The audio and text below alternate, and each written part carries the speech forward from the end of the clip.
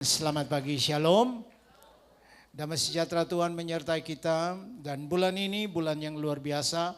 Sesuai dengan apa yang William tadi membawa kita untuk menuntun kita menyembah Tuhan dengan lagu-lagu yang bertemakan tentang Roh Kudus. Nah, bulan ini kita sedang membahas tentang kuasa bergerak maju dalam tuntunan Roh Kudus. Dan saya percaya Bapak Ibu dan Saudara, pergerakan kita menjadi maju dan pasti kalau Roh Kudus menolong. Amin. Ya, karena semua firman Tuhan hanya bisa kita hidupi dan bisa dilakukan dengan kekuatan dan pertolongan Roh Kudus. Ya, firman Tuhan hari ini datang dari Yohanes 14, cukup panjang tetapi saya hanya ingin baca beberapa ayat karena satu tema yang dipilih yaitu Yohanes 14 ayat 15 mulai sampai ayat yang ke-27 harusnya. Tapi kita hanya akan baca beberapa ayat saja. Ya.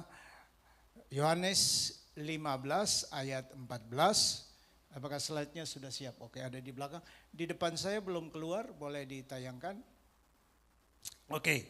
Baik, dari ayat 15 saudara perhatikan, jikalau kamu mengasihi aku, kamu akan menuruti segala perintahku. Jadi ini Yesus dalam konteks berbicara kepada para muridnya, mengingatkan bahwa kasih itu bukan hanya slogan, bukan hanya retorika, tapi kasih harus ada di dalam perbuatan. Ya, aku akan minta kepada Bapa. Nah, untuk bisa melakukan itu dia bilang, aku minta kepada Bapa untuk memberikan kepadamu seorang penolong yang lain, supaya menyertai kamu selama-lamanya. Yaitu roh kebenaran. Dunia tidak dapat menerima dia, dunia tidak melihat dan dunia tidak mengenal dia. Tapi kamu mengenal dia. Sebab ia menyertai kamu dan akan diam di dalam kamu. Dalam konteks ini saudara, Roh Kudus belum datang. Sehingga Yesus berkata dia akan diam di dalam kamu. Dan ini berbicara tentang ada perintah berikut ketika Yesus naik ke sorga. Dia minta supaya mereka menunggu di Yerusalem. Mereka menunggu sampai roh itu datang. Dan itu berbicara tentang bagaimana kita merendahkan diri. Kalau kita mau dipimpin Roh Kudus, kita harus benar-benar punya kerinduan, punya hati yang haus untuk menanti. Ya, supaya roh itu datang. Aku tidak meninggalkan kamu sebagai yatim piatu, aku datang kembali kepadamu. Jadi dari 4 ayat ini dulu, nanti kalau saudara baca secara keseluruhan, slide itu cukup panjang. Tetapi ini menjelaskan tentang peranan dan fungsi Roh Kudus yang saudara kita akan jelaskan baru lihat hari ini. Jadi hari ini lebih ke arah bagaimana kita diingatkan untuk bisa bergaul karib dengan Roh Kudus. Karena roh itu sekarang dia ada di dalam kita. Katakan Roh Kudus ada di dalam saya. Bagaimana saya bisa mengatakan ini? Karena kalau saya tanya apakah Yesus ada di dalam hatimu? Dan saudara berkata, ya Yesus ada di dalam hatiku. Berarti hal yang sama Roh Kudus ada di dalam hatimu. Jadi karena Roh Kudus ada di dalam hatimu dan dia pribadi, itu sebabnya kita bisa ajak dia ngobrol. Kita bisa berbicara kepadanya. Nah, mari kita lihat mengapa hidup kita harus dipimpin Roh Kudus. Boleh loncat slide ke dalam yang slide yang lebih besar. Oke, ini beberapa alasan dari konteks yang kita baca. Ada ayat 21, ayat 15, 21, 23, 24. Ini ayat-ayat yang menjelaskan, Yesus menjelaskan berkali-kali, orang yang mengasihi aku adalah orang yang melakukan firman-Ku. Orang yang mengasihi aku adalah orang yang hidup di dalam kebenaran. Jadi berkali-kali Yesus mengatakannya. Nah, mengapa demikian? Karena hanya Roh Kudus yang memampukan kita menjadi pelaku firman. Saudara, Alkitab mengatakan begini, Yesus mengatakan begini, bukti kamu mengasihi aku adalah kamu menjadi pelaku firman. Itu titik. Enggak ada tawar-menawarnya.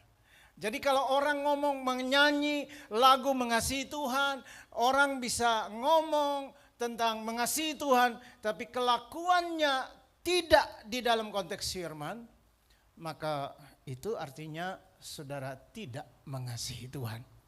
Karena Yesus berkata, bukti kamu mengasihi aku, melakukan perintahku, melakukan firman. Ini berbicara tentang ketaatan. Dan gak mudah taat, saudara. Siapa yang di sini berkata taat itu mudah? Boleh angkat tangan? Gak mudah. Even kita dibayar di perusahaan untuk melakukan hal-hal itu dan kita dibayar. Toh orang gak bisa melakukan itu sepenuhnya. Taat sepenuhnya tuh jarang orang. Kita sudah bayar dia. Jangan jauh-jauh deh. Asisten rumah tangga yang bekerja dengan saudara. Berapa kali saudara briefing dia? Hampir tiap hari. Dia taat? Sebagian. Kalau 75% dia lakuin itu haleluya. Tapi rata-rata enggak. Kenapa demikian, saudara? Karena kita hidup dengan pola dunia. Setiap kita di setel di sini dengan gaya berpikir kita, sedangkan perintah Tuhan itu ilahi. Tanpa Roh Kudus bagaimana kita bisa lakukan? Yesus bersama dengan murid-muridnya, dan Yesus kalau kita ngomong, dia frustrasi juga dengan murid-muridnya. Dia ngomong apapun mereka nggak ngerti gitu, nggak ngerti. Padahal Yesus ada di depan mereka secara fisik. Jadi nggak heran, para PKS nggak usah frustrasi. Kalau kamu mimpin orang-orang di komselmu, kamu ngomong mereka nggak nurut. Orang Yesus aja gitu. Coba, halo para PKS. Ya, semangat. Para pembina SPK, kamu ngomong, setelah ngomong, ayo kirim saat teduh, mereka nggak ngirim. Orang Yesus juga begitu. Jadi nggak usah frustrasi. Nggak usah frustrasi. Semua para pemimpin, saya ingin mengingkari saudara. Ya kami penatua juga begitu. Kita diskusinya, kenapa jemaat begini ya? Tapi kita tahu, kita ingat, oh Yesus juga frustrasi. Makanya dia bilang sekarang Roh Kudus itu datang untuk menolong kamu. Dia ada di dalam kamu, memampukan kamu supaya bisa menjadi pelaku firman. Yang ilahi hanya bisa ditolong dengan cara ilahi. Kalau enggak bisa. Saya ketika menyelesaikan tesis saya, ada beberapa teknis komputer yang karena memang ada faktor U, sehingga saya tidak begitu paham. Ponakan saya, dia kan sudah S1 dan masih muda. Oke? Jadi saya bilang tolong kamu bantu rapikan ini caranya.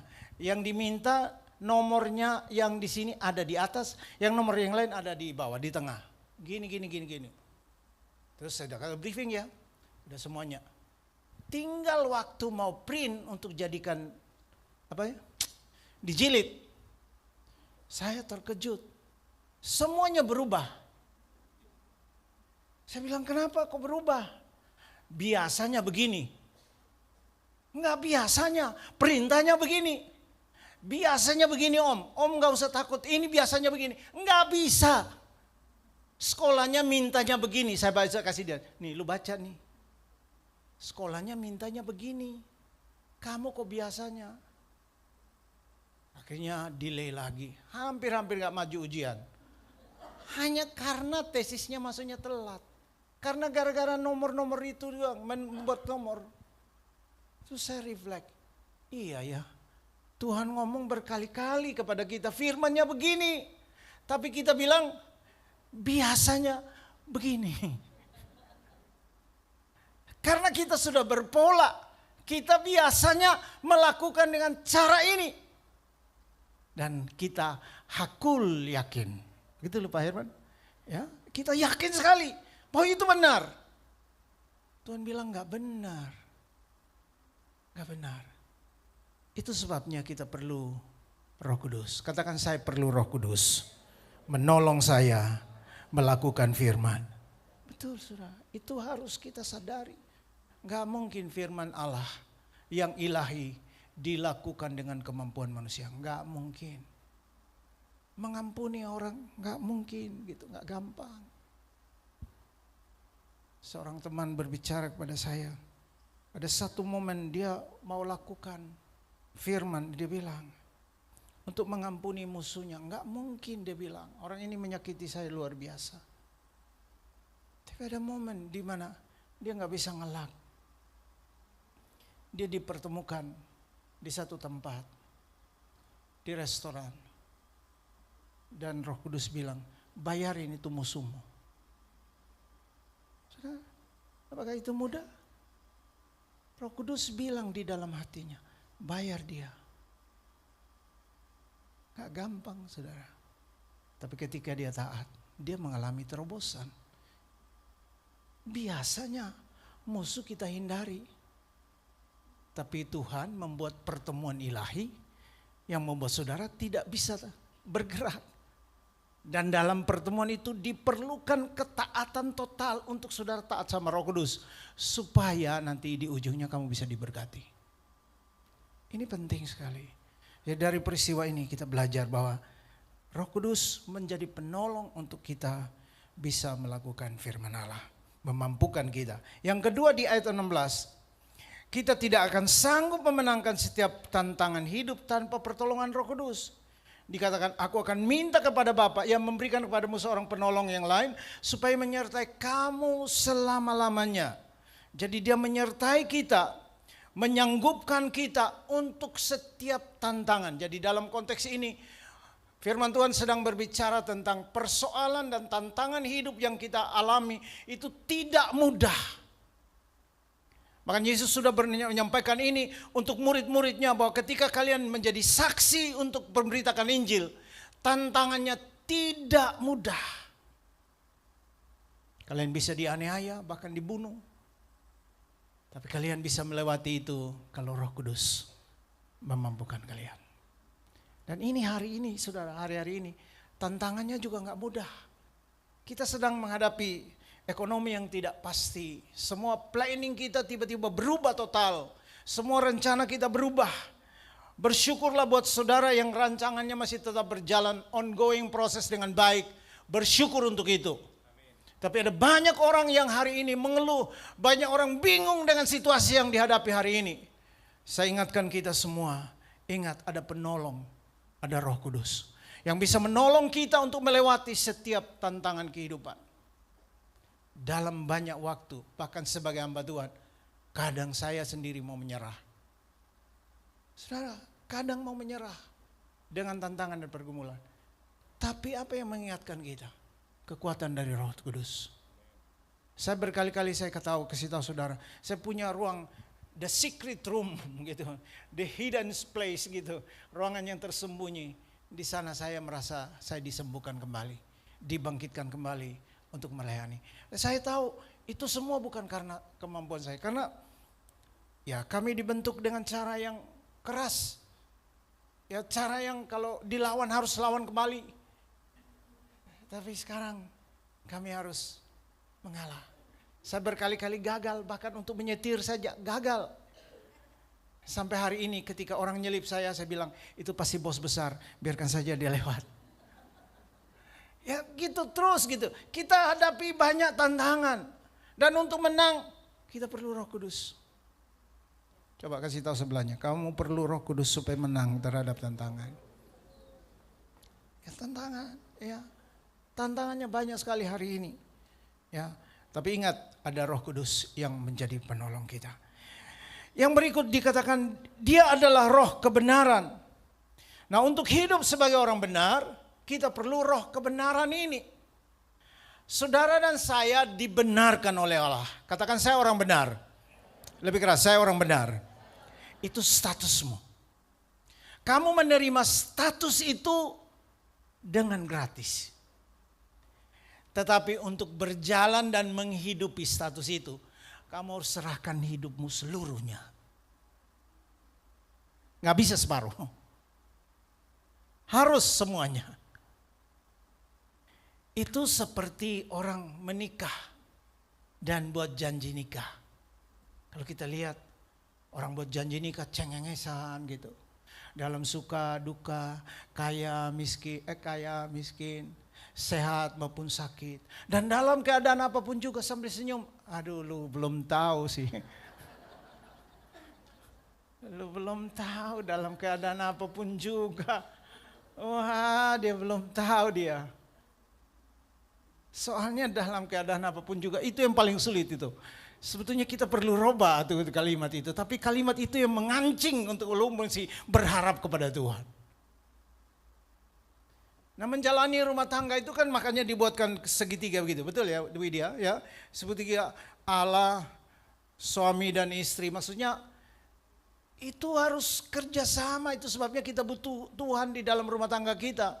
Nggak bisa dengan kekuatan kita. Untuk bisa berjalan. Ya, bersyukur kalau pernikahan kita berjalan dengan baik dan mulus. Tapi saya lihat orang-orang yang sedang berjuang dalam pernikahan mereka. Suami yang sakit belum sembuh, istri yang sakit belum sembuh, tantangan ekonomi yang belum berakhir.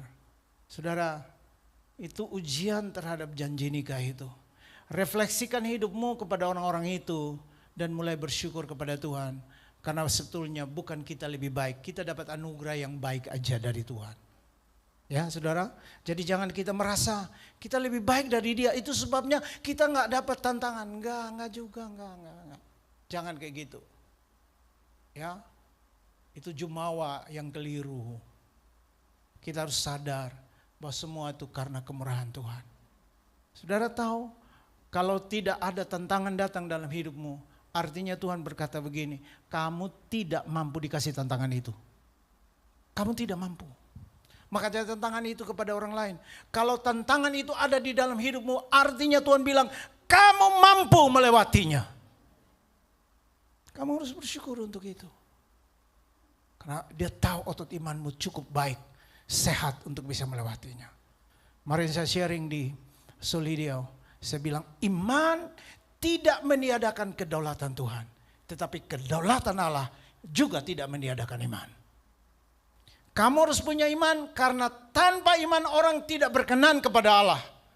Tapi di dalam iman kita, kita harus tahu ada kedaulatan Allah yang dia berdaulat, yang tidak bisa dirubah.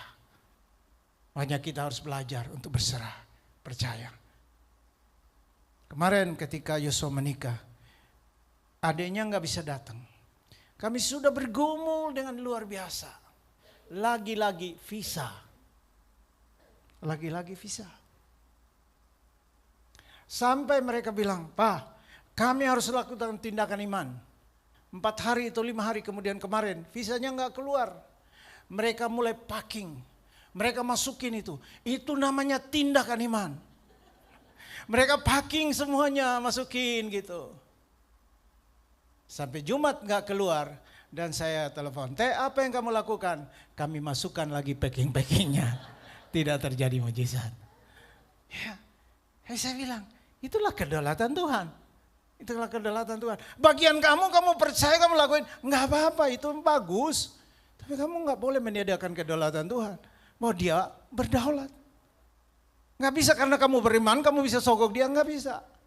Kecuali Roh Kudus bilang, kamu pulang, pasti terjadi. Tapi kalau tidak ada suaranya, dia silent. Wah itu besar pertanyaan itu. Jadi Bapak Ibu, itu sebabnya Roh kebenaran harus menuntun kita supaya kita tetap hidup benar sekalipun dalam keadaan yang sulit. Katakan amin. Ya, jadi ini harus diperhatikan. Roh Kudus adalah sahabat terbaik buat orang percaya.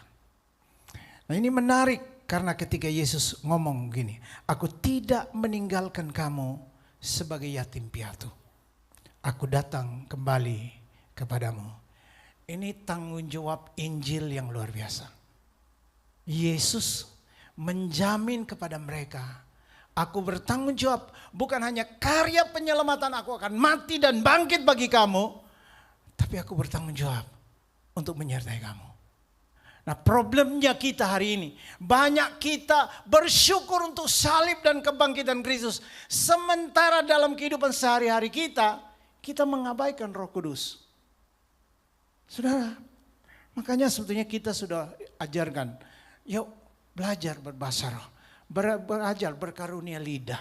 Ya, kenapa saudara? Dengan kamu berkarunia lidah, kamu mengingatkan dirimu sendiri bahwa kamu tidak mampu dengan kekuatanmu. Jadi dengan berdoa, terus berharap, dengan berkarunia lidah, kita connect terus kepada Tuhan untuk terus berjalan. Bahwa penyertaan dari Sang Mesias yang telah menyelamatkan kita itu tidak titik untuk kepada kekekalan. Tapi nanti day by day, hari ke hari, dia ada di dalam setiap situasi hidup kita untuk menyertai kita. Supaya apa? Supaya kita bersaksi tentang namanya. Supaya kita bisa ngomong. Kalau kamu tidak punya pengalaman dengan Tuhan, untuk kamu bersaksi, kamu saksi palsu. Orang yang bersaksi tanpa pengalaman melihatnya, mengalaminya, dia palsu dia. Dan orang yang saksi palsu bisa ditangkap. Jangan bilang yang punya emas 74 kilo saja yang ditangkap. Itu belum ditangkap juga.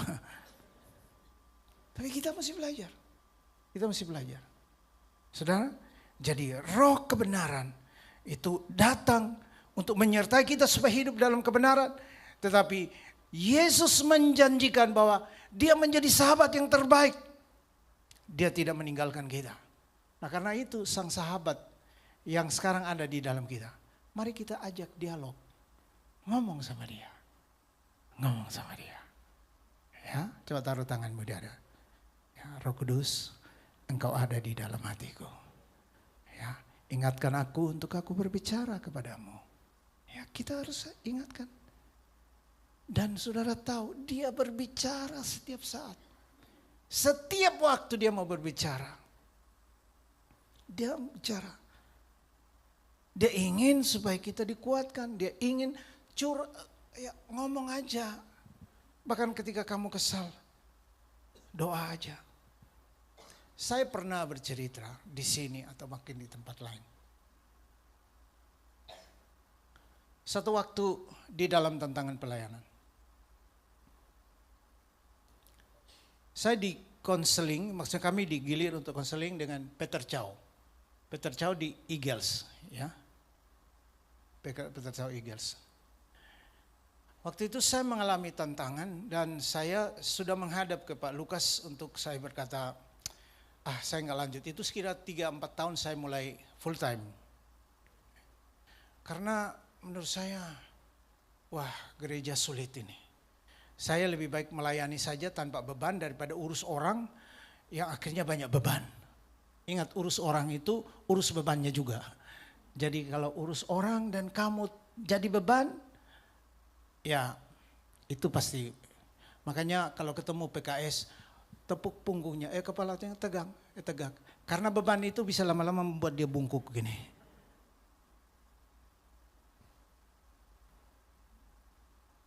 Ketika saya sebut beberapa nama yang dianggap menjadi tantangan itu di konseling, Peter Chow ngomong begini, Pak, ketika kamu merasa tidak nyaman dan kamu mau lari dari setiap tantangan itu, kamu mudah sekali menemukan banyak alasan untuk kamu menghindar keluar dari tantangan itu. Jadi hatimu pindah duluan, nanti baru tubuhmu pindah. Ini sebenarnya relate sekali dengan orang selingkuh. Orang selingkuh itu kan hatinya dulu selingkuh, setelah itu baru badannya. Itu kan konteksnya begitu. Jadi kamu akan menemukan alasan. Tapi enggak apa-apa. Kalau alasan itu reasonable, oke, kami akan proof. Tapi bolehkah kita berdoa dulu? Ya, kamu berdoa supaya ini gitu ya. Nah, ketika ada beberapa nama yang disebut, saya bilang inilah orang-orang yang membuat saya mengalami tantangan yang sulit ini. Peter Chow dan ada Pak Lukas di situ. Dia bilang begini. Kami berdoa sejenak, setelah itu dia bilang, oke. Karena kami ingin pertahankan kamu di sini. Orang-orang itu lebih baik direposisi atau dipecat. Dikasih pasangan gereja. Tapi kami ingin pertahankan kamu di sini. Itu keputusannya. Tentu itu sangat menyenangkan. Tapi tiba-tiba saya tersadar. Kok gitu ya maksud kamu? Seperti suara di dalam hati saya. Bagaimana keputusanmu? Saudara tahu apa yang saya jawab? Saya bilang, saya ingin mereka bertahan bersama saya. Ketika saya jawab itu, Pak Lukas yang sudah tahu persoalan ini berkali-kali, dia bilang sama saya, Li, itu bukan suara dari kamu, itu suara Roh Kudus. Saya benar-benar belajar untuk situasi itu. Bahwa bahkan ketika kadang kita ucapkan sesuatu yang kita tidak paham, itu ternyata suara Roh Kudus. Karena suara saya harusnya mengatakan, yes, pecat mereka supaya nggak usah ada tantangan. Saya bekerja dengan baik. Itu bisa suara saya. Tapi suara Roh Kudus berkata, tidak. Dan saya mengatakan, saya ingin mereka tetap di situ. Dan saya diteguhkan karena ternyata bukan saya. Itu Roh Kudus. Jadi ketika saya bersaksi seperti ini, itu bukan saya. Karena saya maunya harusnya mereka dipecat. Itu saudara. Jadi sang sahabat, saya percaya kita semua sudah membahas sering sahabat tentang persahabat ini. Tapi sahabat yang terbaik adalah sahabat yang ngomong keras. Kadang Pak Hengki ngomong kami ngomong kami adalah sahabatan. Saudara tahu, Pak Hengki paling sering menegur saya. Dan saya bersyukur untuk itu. Karena sahabat yang baik, bukannya ngomong yang enak-enak. Kita harus bisa feel, kita harus bisa screening siapa yang ngomong jujur, siapa yang menjilat kita. Kalau saudara tidak bisa screening itu, saudara jadi kacau hidupnya. Saudara pikir itu Roh Kudus, padahal itu bukan Roh Kudus. Karena kalau Roh Kudus itu roh kebenaran, dia akan membawa kamu, mengizinkan tantangan itu. Ketika kamu belok, dia akan membawa kamu, balikin kamu kepada kebenaran. Nggak bisa tidak. Kamu harus balik ke dalam kebenaran. Ketika kamu baca Mazmur 23, ia menuntun aku di jalan yang benar. Oleh karena namanya. Kalau ada nama Tuhan di dalam dirimu, dia akan paksa kamu untuk balik ke dalam kebenaran. Kalau memang Roh Kudus adalah sahabat terbaikmu, dia akan bunyi di dalam hatimu untuk mengalihkan kamu kembali kepada kebenaran. Enggak ada tidak.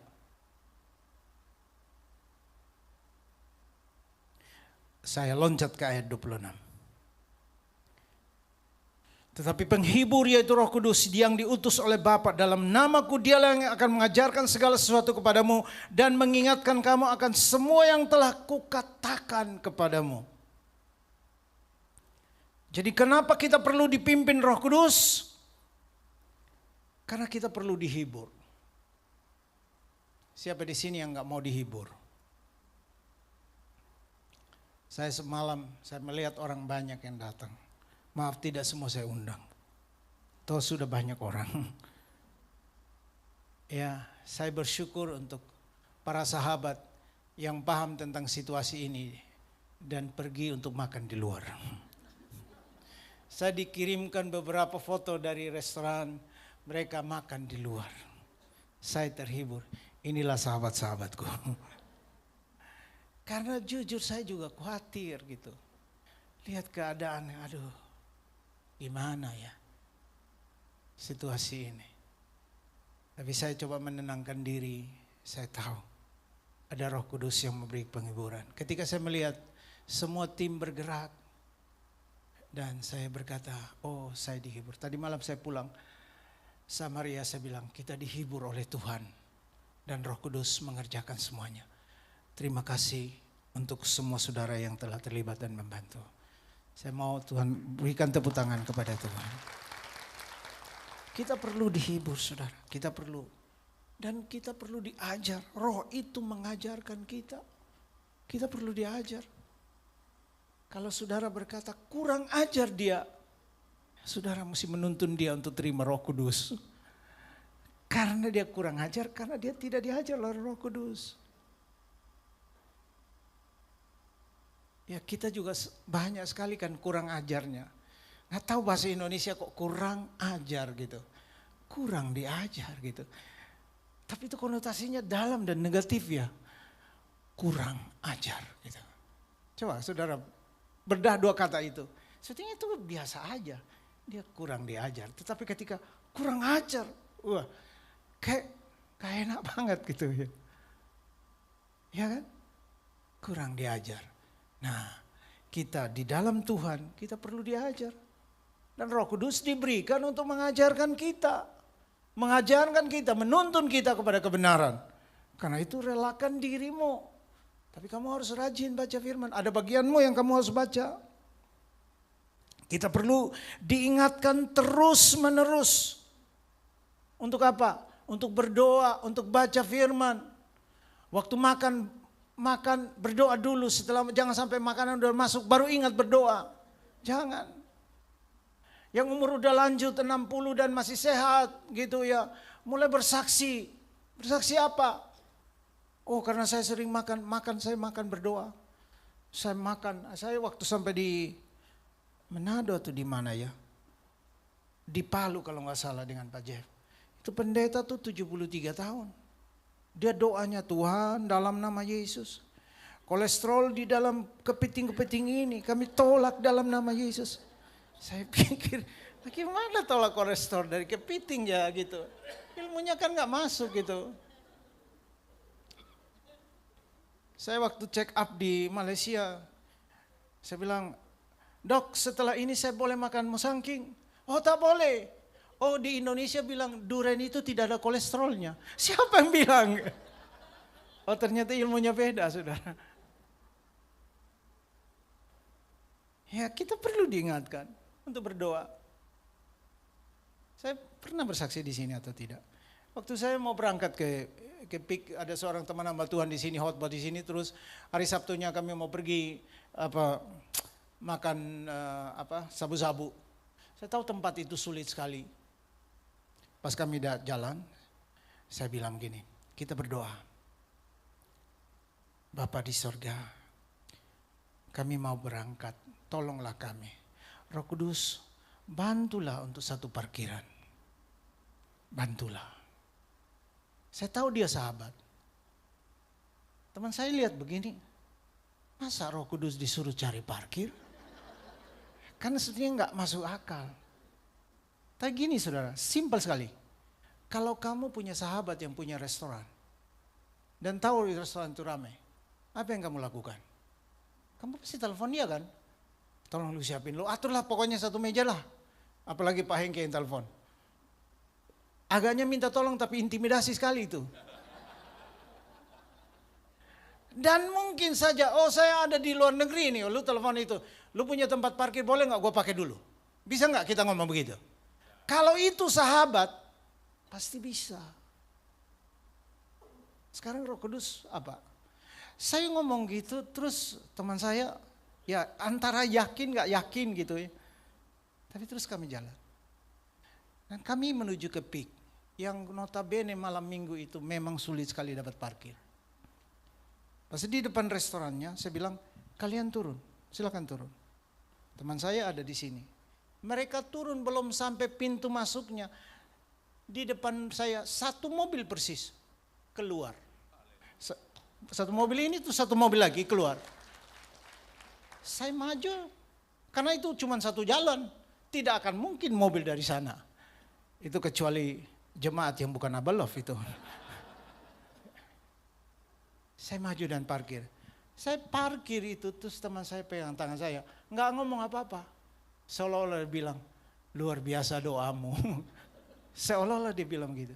Tapi saya beritahu saudara, kalau Roh Kudus menjadi sahabat, dia mengatur semua. Tapi seandainya tidak ada parkiran, nggak apa-apa juga. Saya parkir 1 kilo, itu juga baik. Supaya setelah makan dan kenyang jalan jauh, biar supaya makanannya turun. Semua kedaulatan Tuhan, kembali kepada kedaulatan Tuhan.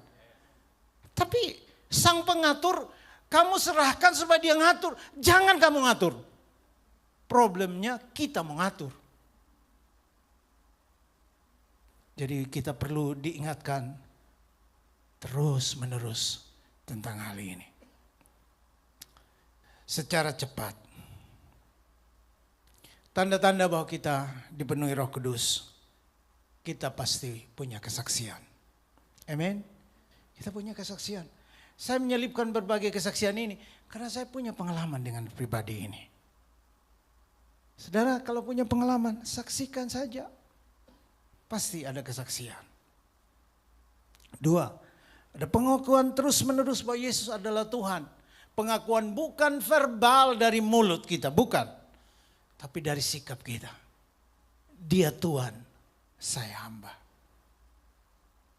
Dia Allah, saya ciptaan. Jangan kita mengubahnya, jangan kita melunjak. Gak baik itu saudara. Kita harus tahu adat. Kalau kita tahu adat, hidup kita enak. Problem kita banyak kali kita mau supaya diperlakukan yang tidak sesuai. Mari kita tahu posisi kita dan kita akan sangat baik hidupnya. Ya.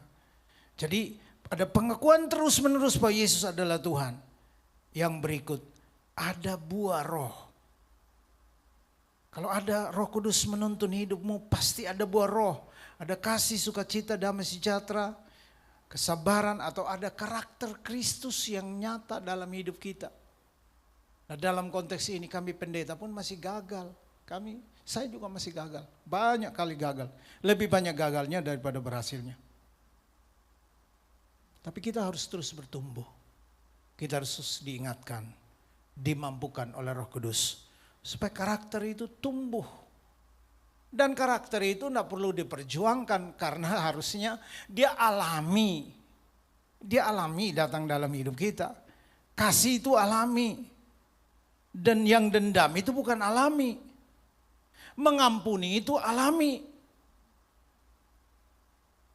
Yang kepahitan yang bukan alami. Damai sejahtera itu alami. Panikan itu yang enggak alami. Kadang-kadang panik seperti mau kurang makanan, itu enggak apa-apa. Tapi hanya sebentar saja. Sabar itu alami. Yang enggak sabaran, yang enggak alami.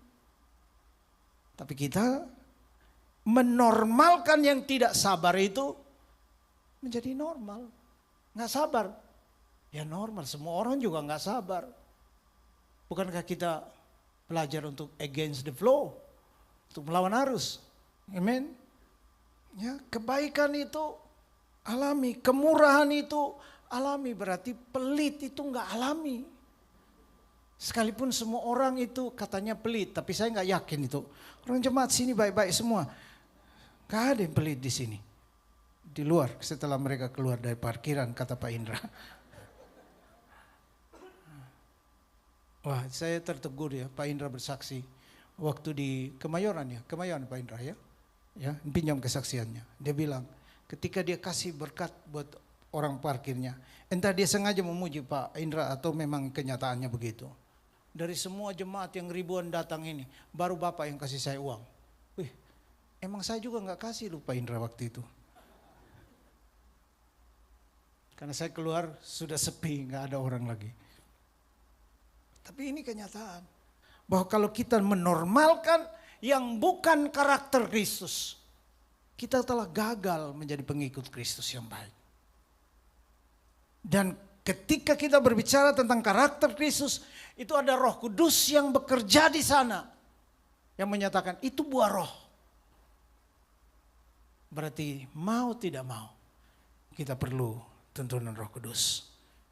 Dengan Roh Kudus memimpin kita, kita pasti melakukan pekerjaan besar, bernubuat, menyampaikan suara kenabian, menyampaikan kesaksian, berdoa buat orang sakit, mengusir roh-roh jahat. Dan yang terakhir, ada kesaksian roh di dalam hati kita, atau suara di dalam diri kita, bahwa Tuhan dan rohnya bersama dengan kita. Aku mengatakan kebenaran dalam Kristus. Aku tidak berdusta. Suara hatiku turut bersaksi dalam Roh Kudus. Apakah hari-hari ini dia masih bunyi? Dia masih bunyi di dalam hati kita. Saya berdoa supaya kita semua terus bertumbuh dalam pengenalan akan Roh Kudus. Bukan hanya pengenalan akan firman, karena firman yang ilahi mustahil dilakukan dengan kekuatan manusiawi kita. Yang ilahi harus supra alami menolong kita untuk bisa melakukannya. Saya ingin tutup khotbah ini dengan kita menyanyikan lagu itu sekali lagi. Roh Kudus, Kau hadir di sini. Roh Kudus, Kau hadir di sini. Roh Kudus, ku mengasihimu. Kau lembut, kau manis, kaulah penghiburku, penolongku, diutus Bapakku. Roh Kudus, Kau hadir. Mari semua berdiri. Roh Kudus, Kau hadir di sini. Roh Kudus, ku mengasihimu.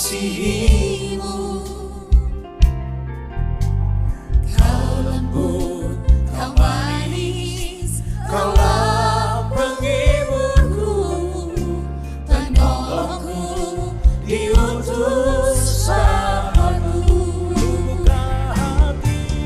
Ku buka hati untuk Roh-Mu Tuhan.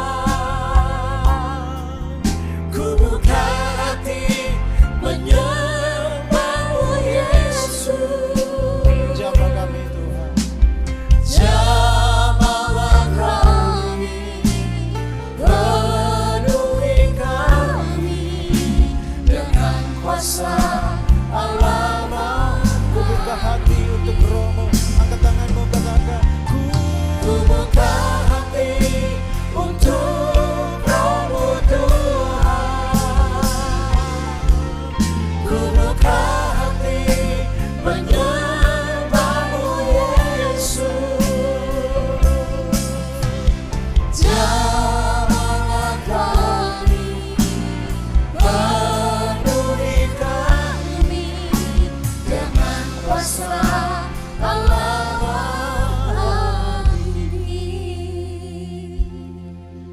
Hari ini kita belajar bahwa kita perlu dituntun dan dipimpin oleh Roh Kudus. Mengapa dipimpin Roh Kudus itu penting?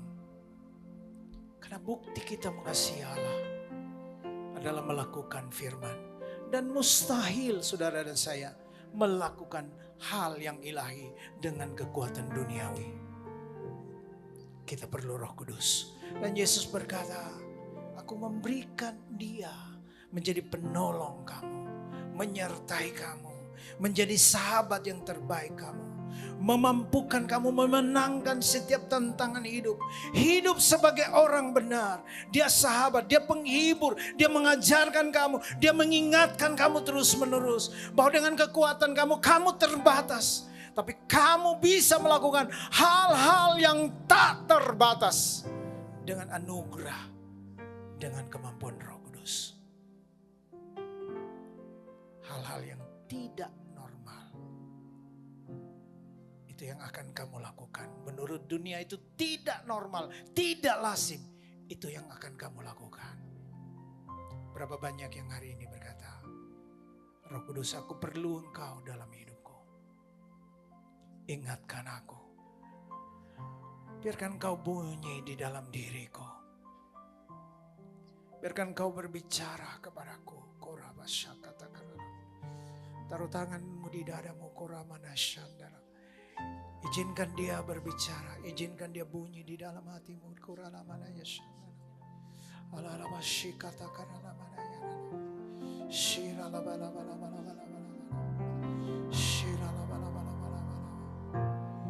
Oh, haleluya, haleluya. Mengalirlah Roh Kudus.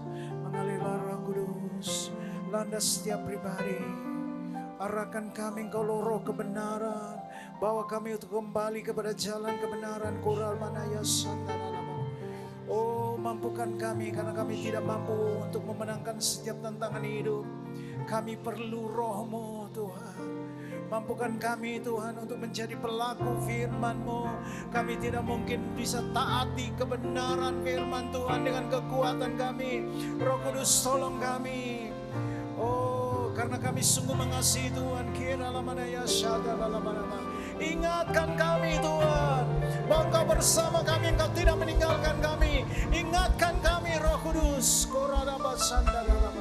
bahwa Engkau tahu pergumulan kami, Engkau tahu sakit kami, Engkau tahu kesulitan kami. Haleluya, haleluya, haleluya. Terima kasih Roh Kudus, Roh Kudus. Haleluya. Ku buka hati menyembah-Mu Yesus. Jama, jama, jama. Jamalah kami, penuhi kami dengan rasa Allah.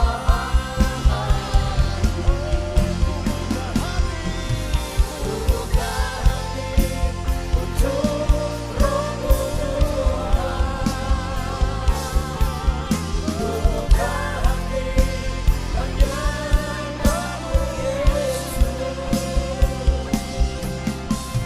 Jamalah kami, penuhi kami dengan kuasa Allah.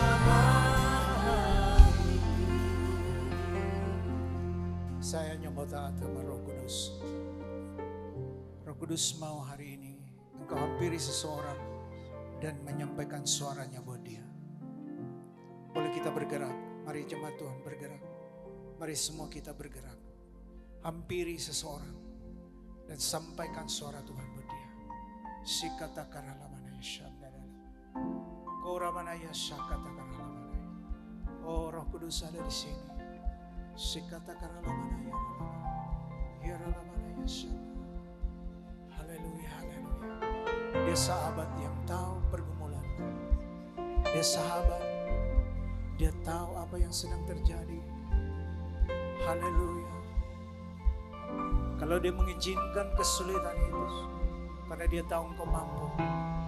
Engkau tahu sanggup. Engkau sanggup. Engkau sanggup. Engkau sanggup. Karena itu anugerahnya. Izinkan anugerahnya. Izinkan suara Roh Kudus menolong engkau. Izinkan dia berbunyi di dalam hatimu. Haleluya. Suaranya adalah fondasi imanmu untuk percaya bahwa dia sahabat yang memahamimu, yang tahu pergumulanmu dan tidak akan meninggalkan engkau seorang diri. Sikata karalamanaya syandara. Oh Jesus, haleluya. Biralamanaya syandara. Jadilah kuat oleh kuat kuasa-Nya. Jadilah menang. Karena kamu tidak diciptakan untuk kalah. Kamu diberikan roh kemenangan. Kiramanaya sakata karalamanaya. Yes Lord, yes Lord, yes Lord. Haleluya. Terima kasih Tuhan. Terima kasih Tuhan. Terima kasih Tuhan. Thank you Holy Spirit. Jamalah kami, penuhi kami dengan kuasa